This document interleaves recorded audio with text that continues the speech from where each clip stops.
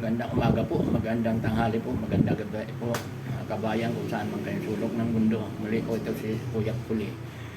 Lilinawin natin.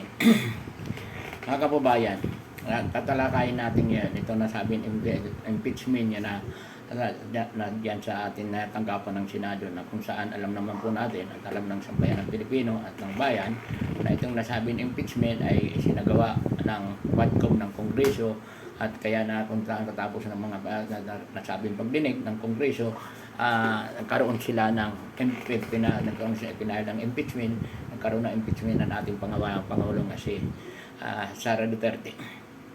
Mga kababayan, muli po natin tatalakayin sa ilalim ng sa alyansa ng masanayan ng korupsyon at sa pinakamababang laylayan ng ating lipunan, na kung saan ito po ang aming paninindigan at ang inyong lingkod at naninindigan, na kung saan itong nasabing impeachment ay nagkaroon na ng impeachment na diyan na sa Senado.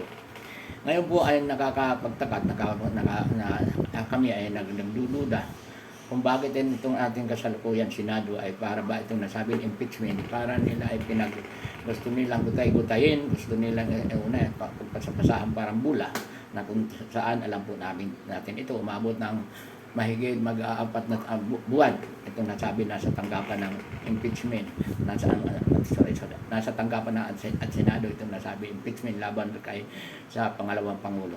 Mga kababayan, ang pinagtatakaan natin dito, itong mga senador, una itong mga senador ay may mga kanya-kanya na sila opinion, na kung saan siya ay nagsisilbi sila ng hawis, na kung saan ay hindi natin dapat at hindi natin yan inaasahan, na hindi pa nila tinatalakay yung nasabing impeachment, hindi pa nila pinag-uusapan, hindi pa nila na bagamat nakita nila ang mga impeachment na nasa kanilang tanggapan. Nakita natin ng mga senador kung anong nilalaman ito. Pero sa akin paniniwala, dapat iingatan nila, bibigyan nila ng dignidad yung kanilang mga posisyon.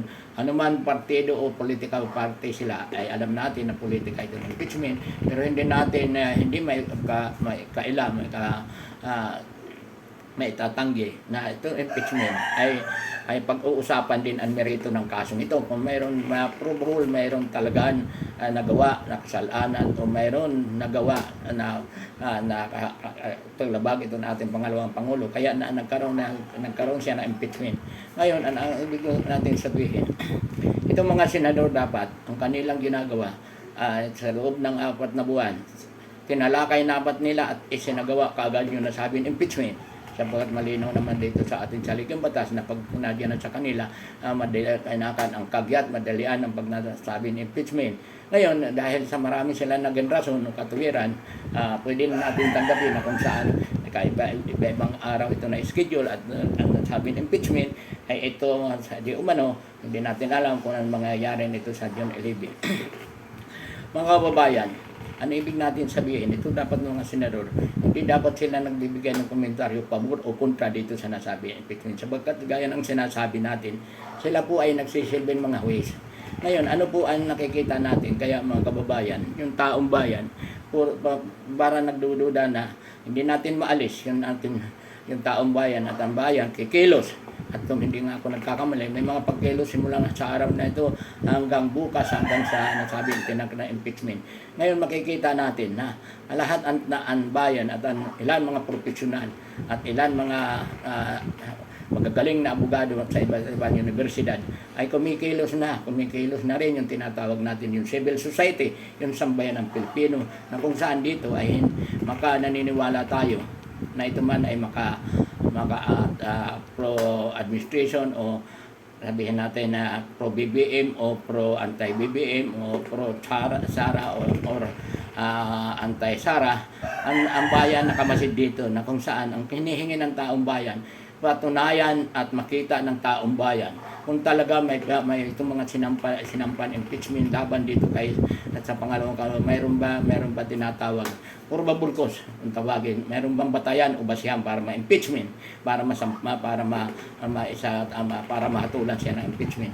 Kaya ang ibig natin sabihin, sa halip itong mga senador ay pinagtuunan yung 4 na buwan ay para nagpapasapasahan at para ba na pinaglalaruan nila ang bayan. Akala nila ang bayan hindi nauunawan, hindi naiintindihan yung ating saligang batas, yung ating constitution, at hindi naiintindihan yung kanilang mga trabaho. Kaya ang bayan, hindi natin masisisi kung sikilos sila para makita. Kapag naniniwala tayo, ikaw man ay anti-Sara o pro-Sara, naantay natin ito na makita kung mayroon talagang basihan o batayan. At ngayon kung mayroong batayan, ay masampahan ng kaso na ma-impeach talaga ito si mahatulan ito sa pangalawang Pangulo. Ngayon kung hindi naman, malinaw na dapat hindi siya mahatulan. Kaya mga kababayan, ano po ang dapat natin subaybayan po natin itong pakwila o sabi ng Santang Kanton, yung kanilang pakwila sa itong Senado sa June 11. Kaya makikita natin itong mga senador hindi nagkakaisa ng kanilang opinion. Kaya makikita natin na sila mismo hindi natin alam. Lalo na yung atin nasabing Senate President. Itong Senate President na natin naniniwala ko napakatalino ito. Ang hindi ko lang malaman anong batayan, anong dahilan na makikita natin na para nililigaw niya yung bayan nitong sa kanyang ginagawa. Ngayon makikita natin nung napanood natin ang kanila na nagkaroon sila debate ni for leader Senator Pimentel, at nakikita natin may mga rason, pareho sila may rason, pero ang nagtataka natin na dapat ba humantong na ganito pagdebatihan pa nila issues ito pagdebatihan ba ito kung ito tuloy i-dismiss. Nakakapagduda tuloy na kung saan itong si Senator de la Rosa ay nagkaroon na sa kanyang tanggapan, hindi man pinirmahan niya o maliwanag pa sa sikat ang araw, galing ito sa kanyang tanggapan, at ito naman pro-Sara, at alam naman natin siya kung sino siya. Hindi dapat ito na bibigyan na makikita natin na siya mismo nag-file ng resolution para dismissin ng sabing kaso. Ngayon, nakipapansin natin, tuloy, nagkaroon ng kumbaga, sinindihan niya ang apoy, napakaliit na apoy pa lang, sinindihan niya, lalo lumakit ang sunog nito, na kung saan, gaya ng sinabi natin, nakikialam na ngayon ang bayan, nakikialam na ang mga profesional, mga abogado, mga mamamayan, tayo naman po nasasanay ng pinakamababang alaylayan ng lipunan. Nakamasid din po kami at natin sa alyansa ng masanayan ng korupsyon. Nakamasid kami sa pagkilos, kung ano ang pagkilos, at susuportahan namin ang mga pagkilos para magkaroon ng isang liwanag, isang liwanag na kung saan ay hinaantay natin itong kung anong kapasyahan itong nasabi ng impeachment dyan sa Senado. Kaya mga kababayan, magtataka tayo na itong si Senator Bato de la Rosa na sinasabi namin mismo sa kanya mismo ay pinahil sa kanyang opisina mismo ang nasabi impeachment na kanya pinahil sa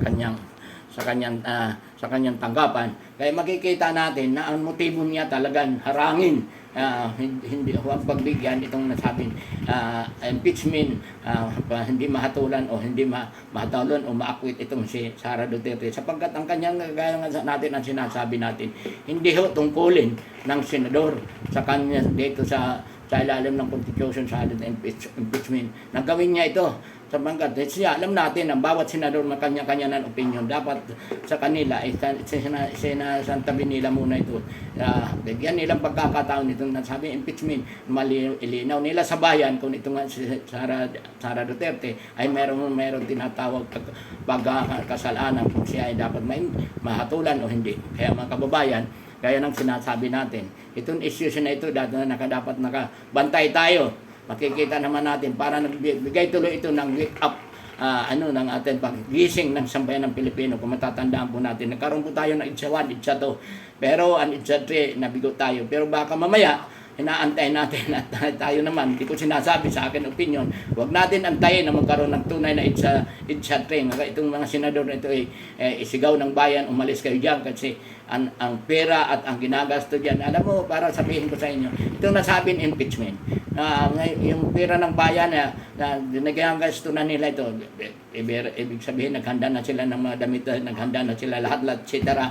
Itong opisina, pinaganda nila, ito naupo sila bilang mga huwes. Kaya nakakapagtaka tayo na paglalaroan di umano ata sa aking paniniwala yung kaban ng bayan yung buwis ng taong bayan ay para na pinaglalaroan nila na kung saan hindi dapat ito mangyari.